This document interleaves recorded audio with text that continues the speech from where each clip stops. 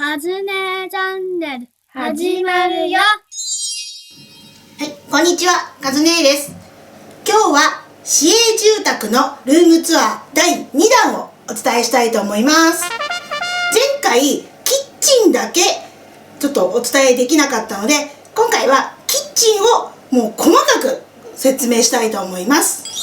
我が家の市営住宅 3LDK なんですが、おそらくキッチンは部屋のその大きさとかにあまり関係がないかなとは思います。市営住宅によっていろいろ違うと思うので、我が家の市営住宅のキッチンということでお伝えしたいと思います。はい、まず全体を、現在の現在の我が家のキッチンの状態です。こんな生活感丸出しで申し訳ございませんが、我が家の冷蔵庫です。前のね、アパート時代からこちら使っていて、この家にも、引っ越し屋さんに入れていただきました。ここね、少し間を空けて入れてもらっています。ここですね、ここに隙間収納してるんですよ。ちょっと見た目汚いんですけど出してみます。はい、実はね、こんな風にいっぱい詰め込んであるんですね。これもね、前のアパートの時から使ってて、今も缶詰とか利用しております。これを入れるためにわざわざこのスペースを引っ越し屋さんに開けてもらいました。はい、ここにまで実は隙間あるんですよ。ここは実は何かしたいなと思いつつそのままのところです。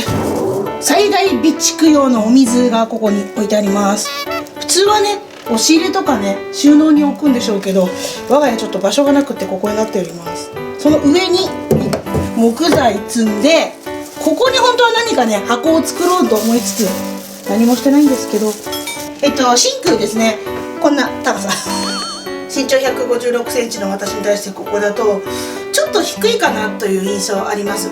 昭和の昭和の雰囲気ダダ漏れのキッチンですね。お湯と水は別々のタイプなので、熱いお湯が出ると困るんで、ここの温度ですね、もともと低くしておいて、キッチンのお湯が熱いのが出ないように調節してあります。我が家で一番問題になっているのがこの空間。これいかにも昭和の団地の収納だなこれがほんとね、今でも気に入らないんですけど、網網の棚だから濡れたものを置けるかななんて思いつつ、下がびっちょびちょになっちゃって何も使えないんですね。今もちょっとね、適当に物を置いてるだけで一切活用できておりません。ここはね、いつか DIY 予定です。またその時はお楽しみに。はい、シンクとガス台の間、いわゆる調理スペースです。マナー置いた後、ちょっとここにね、隙間があるんで、ちょっと大きめだとは思うんですよね。ですが、私ここに普段はカゴが置いてあるので、非常にこれでも狭いんですね。はい、こちら相変わらずのテープが貼ってあります。 G 対策の動画でお伝えしたんですけど、ここからね G が出入りするのを見かけてしまって、現在塞いでまだね、そのままになってるんですよ。ガス台のこの裏まで直結して変な穴が開いてるんですよ。これはこの台みたいな謎のね、ものなんですけど、これ私が DIY で作ったものです。で、この下にガス栓がついてるんですね。で、今そちらをお見せしたいので、ここどかしてみます。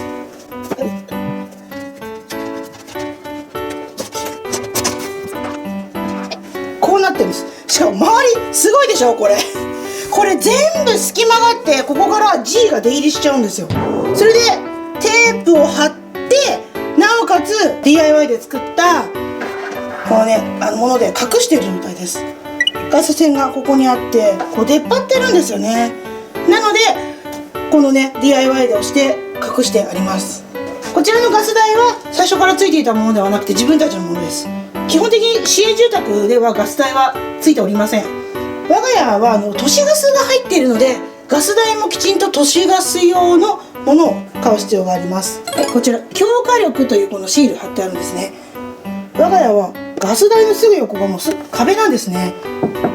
確かにタイルなんですけど、これタイルのすぐ裏側はもうベニヤ板なんですよ。高火力で火を使うと、このタイルの温度も上がっちゃって、ベニヤ板も焦がしちゃうんですね。そうすると全部これ弁償しなきゃいけなくて、そういうことをしないようにっていうことは説明がありました。それをねしないために必ずこの強化力がどちらにあるかというのを確認して、壁側ではないようにする必要あります。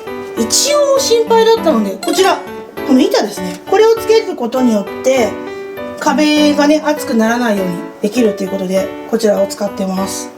でなるべくこっちはほんとね弱火でできる料理とか使ってます。あとはね、最近私がやってる炊飯ですね。炊飯はこっちの低い火力の方でしか使えないので、ね、ここでやっております。換気扇ですね。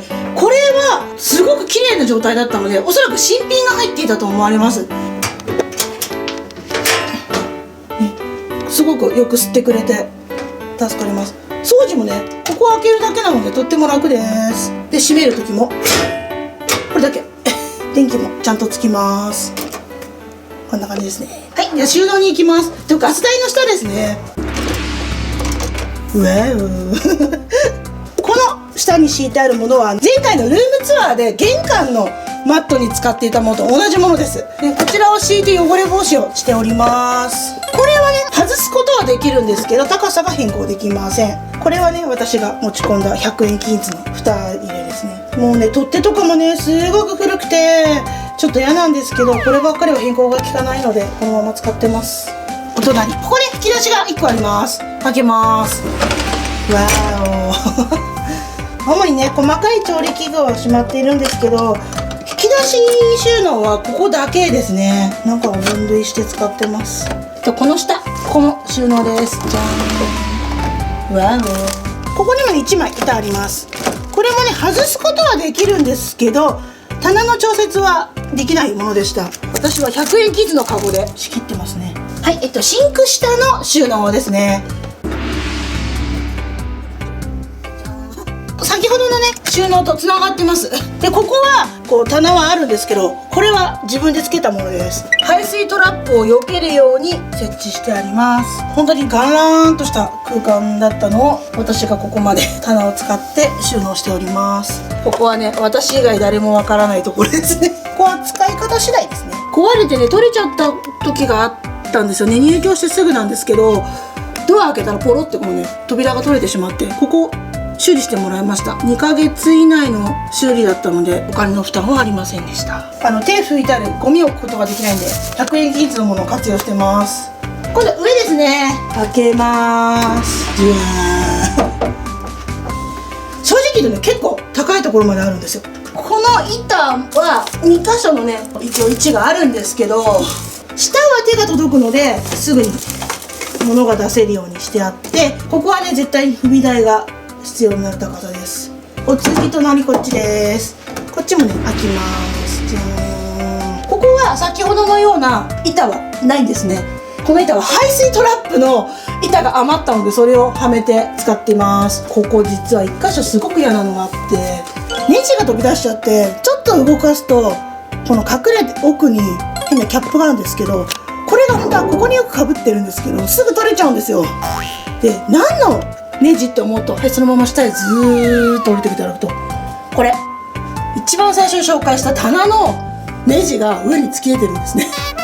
なんちゅう施工の下手くそなやり方かと思って、それでね、棚は DIY をしようと今計画中です。はい、この排水のところなんですけど、実はこれがついてるものは私が自分で購入したものです。カゴとかもついてたんですけど、汚れちゃうと返す時に困っちゃうので、市販の大きさがぴったり入るのでそれを使ってます。あまりここでね、排水を詰まらせてしまうと修理とかに莫大なお金かかりますので、必ずね、ネットとか利用して生ゴミを流さないように気をつけています。電気ね、この目のシンクのすぐ上についてます。引っ張るタイプですね。ちょっとつけてみます。明るさは十分だと思います。コンセントついてるんですけど、ここはあまり使ったことないですね。冷蔵庫の裏になってしまったんですけど、コンセントあってここにしかコンセントがないんですね。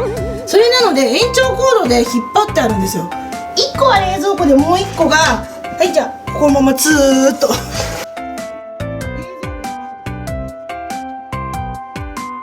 い、ここまで伸ばした上で、さらにで電子レンジのコンセントにつながってるんですね。ここだけはもうこれ以上コンセントが取れなくて非常に不便な思いをしております。このコードだけは本当になんとかしたいんですけどね。はい、というわけでキッチン編いかがだったでしょうか。もう本当にね、古いキッチンでね、微妙なところ多いんですけど、自分たちで工夫しながら現在生活しております。その他ね、またもっと細かいことを知りたいなっていうことがありましたら、ぜひコメントお願いいたします。今日はここで終わりにしたいと思います。バイバーイ。最後までご視聴いただきありがとうございました。よかったらチャンネル登録、グッドボタンよろしくお願いいたします。